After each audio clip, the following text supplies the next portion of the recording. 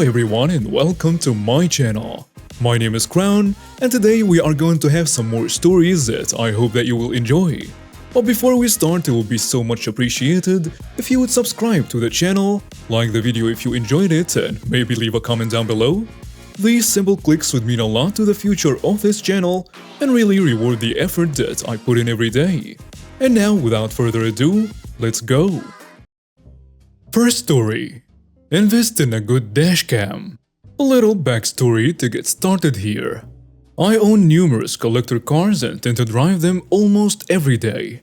The car I was driving today was my GZX 100 Chaser, which I imported from Japan and have heavily modified into a drift car. For more context, I'm one of the long COVID sufferers, which means for the past year since having the virus I still get heavily fatigued, shortness of breath and a slew of other symptoms.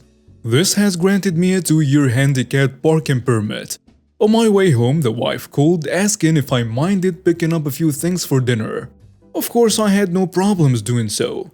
I stop into a shopping center not far from my home and see 2 handicapped parking spaces next to each other and back into the further of the 2 from the store. I go in, collect the groceries that were asked for while using a cane. Upon exiting the store, I noticed a police car parked in the lane directly in front of my car, permit hanging in my window, and our entitled person talking with the officer. With my cane hanging on the push handle of the cart, I approach, leaning my body weight onto said cart. I ask, "Is everything okay here?" Who do you think you are parking in a handicapped spot? The entitled lady asks angrily. I then hold up my cane. No handicapped person would drive this car. You're faking it and probably made that placard at home. The officer finally butting in. "Ma'am, the placard and tag on the vehicle come back to the same name. Sir, may I see your driver's license?" "No problem." I then showed him my license. "Sorry for bothering you. Have a nice afternoon." The officer says before he tries leaving. What? You can't just let him go. This piece of trash needs to be towed now. Yes, she called my baby a piece of trash. Ma'am, even if this gentleman did not have the right to park there, we would just ticket the car, not tow it. I demand to speak to your sergeant. Sergeant! She actually hung on the syllables while repeating herself. No ma'am, there is no reason for me to call my sergeant out here. Please continue on with your shopping.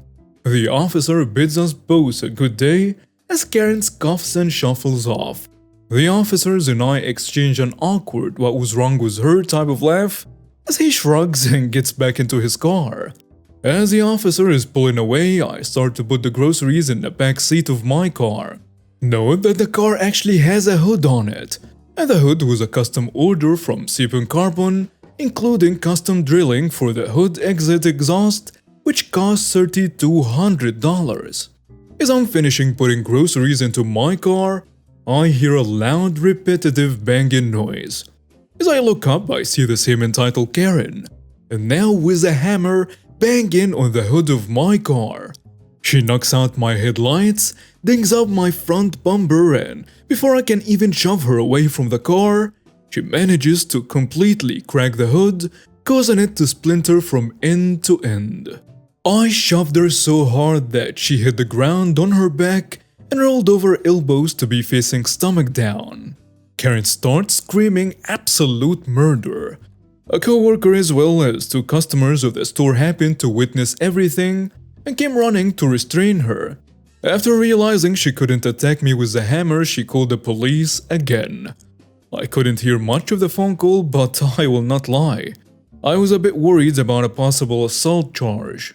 Less than 5 minutes later, the same officer arrives, as well as 2 additional units. The officer orders me into a bed down and I comply. Crap in my pants, I might add. He handcuffs me all the while Karen is screaming about me assaulting her. The officer notices a damage on the front of my car and asks what happened. I explained that this absolute weirdo had just teed off with a hammer on it, unprovoked.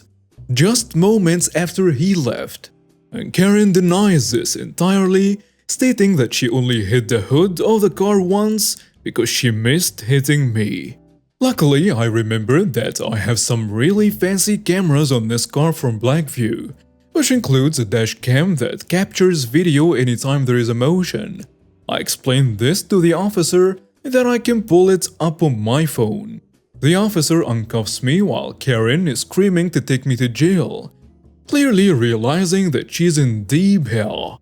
Not only did this amazing camera catch everything in full HD, but it also recorded all of the sound, including my what the heck when I realized what was happening. It showed me tumble this large woman across the parking lot as she drew back to swing the hammer at me. I didn't notice this at the time. Karen was immediately handcuffed while resisting and even spat on one of the other officers. Obviously, I said I wanted to press charges. Karen is facing 4 charges now: felony destruction of property, felony assault, assault on an officer, and resisting arrest. Luckily, the officer allowed me to drive the car home, roughly 2 miles, while he followed me. And it is now sitting in my garage, and I'm writing this as I sit on hold with my insurance agent. And I plan to file a civil suit against this Karen as well. Next story. Entitled Mother Steals and Pawns Her Daughter's Promise Ring. This just happened to my cousin and is still a bit of an ongoing situation, but it was too crazy not to boast. Some background. So my cousin, who we will call Kat, had received a beautiful promise ring from her boyfriend at the time. It had a real pearl in the center that was surrounded by many diamonds, essentially the quality of an engagement ring and around the price of one as well. I can't remember the exact cost, but I want to say he saved at least $500 to $600, as it was treated like a long-term engagement. Obviously, between the price and the sentiment behind it, that ring meant everything to Kat, and not one time in the relationship did I ever see her not wear it. The ring has even more meaning to it now, as the couple had to separate a few months ago due to personal issues on his side. But he told her to keep the ring on as a promise that he would return one day when everything was sorted. Now that that's out of the way, here is where the entitled mother comes in. Kat's mom is a total leech of a woman who thinks everyone will bow down to her well. She refuses to work and essentially lives off of handouts from her family, but also demands to live luxurious lifestyle.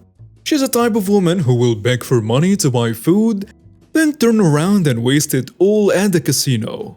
She will do whatever she can to get money and has recently resorted to guilt-tripping and apparently stealing. So it was another cousin's birthday a few days ago when everyone came over for a pool party. Kat had taken off her ring and left it on my dresser so she could go swimming, only to come back and find it missing. We tore the whole room apart looking for it in case it had fallen or maybe someone knocked it, but the ring was nowhere to be found. Kat was reasonably heartbroken and would not stop crying over the ring, blaming herself for letting it out of her sight. At the time, we still thought it was lost, so I assured her it would turn up. Fast forward to today. The entitled mother calls my mom and asks if she wants to go out, saying she just got a nice payout so it would be her treat. This obviously did not make any sense, since the entitled mother doesn't work.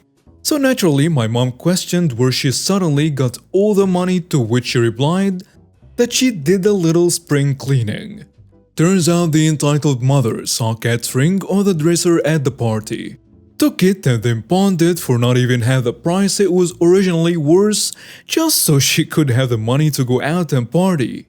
I wasn't there when Kat found out, but apparently, the events that occurred went as follows. When Kat angrily confronted her mother about why she took the ring, she blew it off and just kept making excuses. She kept saying that she needed the money because we're broke, and that she deserved to have the ring since Kat had no use for it anymore now that she was single. The entitled mother also argued that Kat was a child who doesn't deserve expensive items when she can't appreciate them, and that her mother's happiness should mean more to her than some dumb ring. She also got defensive and called her an ungrateful brat when she begged her to go buy the ring back. At some point during the entitled mother's rant, Kat left and came to spend the night with us so she could calm down and figure everything out. Kat has literally spent the whole evening trying to get a hold of the pawn shop to see if she can get her ring back, and the entitled mother is messaging both me and my mom, arguing that she did nothing wrong and that Kat is making a big deal out of nothing. My mom and I refuse to talk to the entitled mother until she not only apologizes but also tries to get the ring back. It is bad enough stealing and selling your child's things, but the sentiment value that the ring holds will never be replaceable if she can't get it back.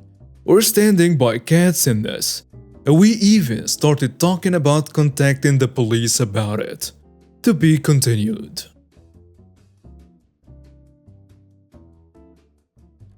Next story. Book fight. Story is what I can remember of the event as it was decades ago. This is what happened to the best of my recollection.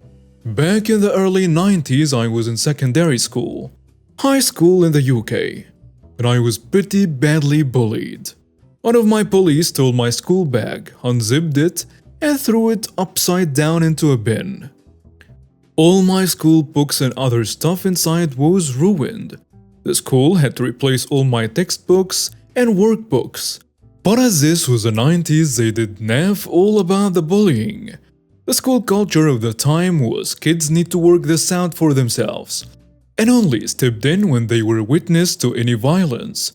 This culture changed at the end of the 90s when several high-profile bullying stories ending in the victim ending their own lives and the backlash forced schools to change their policies on bullying.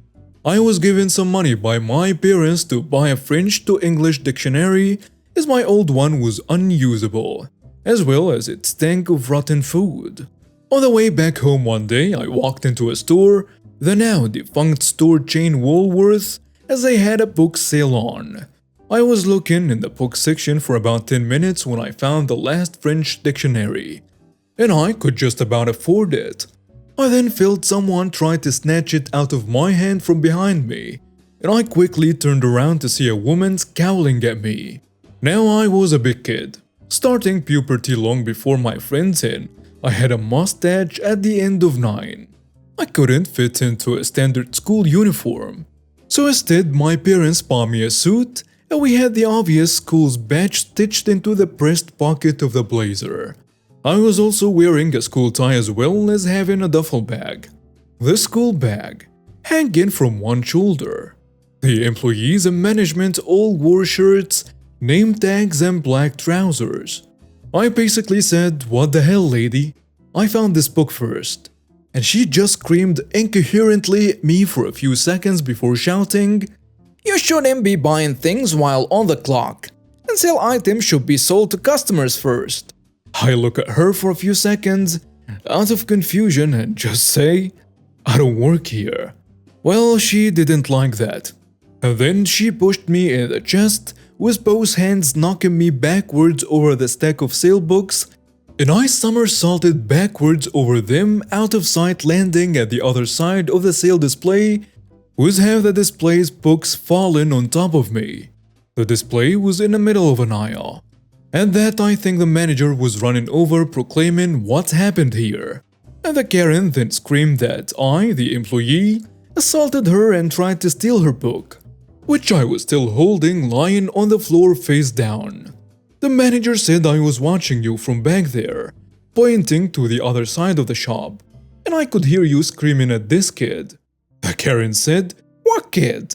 I calmly stood up from behind the display, brushed myself off and said, "I'm 13 years old. I'm a customer," and I pointed at the Karen. She assaulted me by pushing me over these books. At this, the woman looked like a deer in the headlights, and she bolted out of the store without saying a single word. The manager apologized and gave me the dictionary for free. I used the money my parents gave me to buy an art book. My mom was not pleased to have to sew my trousers. Stumbling over the stack of books ripped a bucket and part of my trouser leaked down the seam. And now we have reached the end of today's stories. Thank you for watching and see you next time.